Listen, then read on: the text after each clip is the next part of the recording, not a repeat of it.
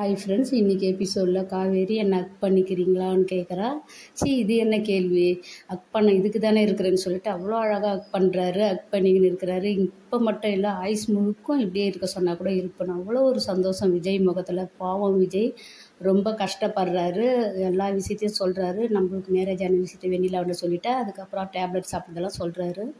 இதை கேட்ட காவேரி அவள் முகத்தில் பூரிப்பு தெரியுது. அப்புறம் தான் அக் பண்ண சொல்கிறா. ஆனால் இந்த இடத்துலையாச்சு கன்சீவாக இருக்கேன்னு சொல்லியிருக்கலாம். ஆனால் சொல்லலை.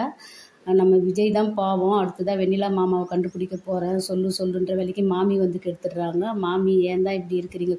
குறுக்க வர்றது தான் உங்கள் வேலையா? காவேரியை வந்து திட்டுறாங்க, என்ன இது அசிங்கன்னு சொல்லிட்டு. காவேரியும் புரிஞ்சுக்கணும். ஏன்னா மாமி இன்னைக்கு கேட்குற கேள்வியெல்லாம் வந்து நாளைக்கு யமுனாவும் கேட்க போகிறா. அதனால் சீக்கிரம் விஜய் கூட சேரப்பாரு காவேரி விஷயத்தை சொல்லிவிட்டு.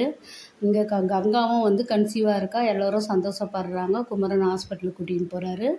காவேரி வந்து ஏற்கனவே அவளோட ரிப்போர்ட்டை ஹாஸ்பிட்டலில் விட்டுட்டு வந்திருக்கிறா. இது ஒரு வேளை கங்காவோ சாரதம்மா கையிலையும் கிடைக்குமா என்னன்னு தெரியல. சாரதம்மா தெரிஞ்சால் அவங்க பத்திரகாளி ஆட்டம் ஆட போகிறாங்க. நம்ம விஜய் சீக்கிரம் கூட்டிக்கின்னு போங்க. அவர் மதுரைக்கு போகிற விஷயத்தெல்லாம் நம்ம காவேரி கிட்ட சொல்லியிருக்கிறாரு. ஆனால் ஐயோன்னெலாம் பேசுகிறா. செல்ல சண்டை தான் இது இன்றைக்கி எபிசோடில்.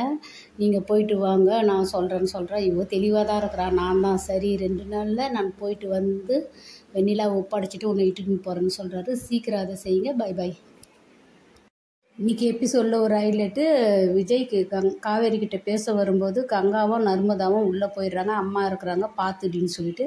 இது பெரிய விஷயம். ஹாஸ்பிட்டலில் இந்த ரிப்போர்ட்டும் கங்காக்கிட்டேயும் குமரங்கிட்டையும் கிடைச்சா சந்தோஷமாக இருக்கும். சாரதாம்மா பார்க்காம இருந்தால் பை பாய்.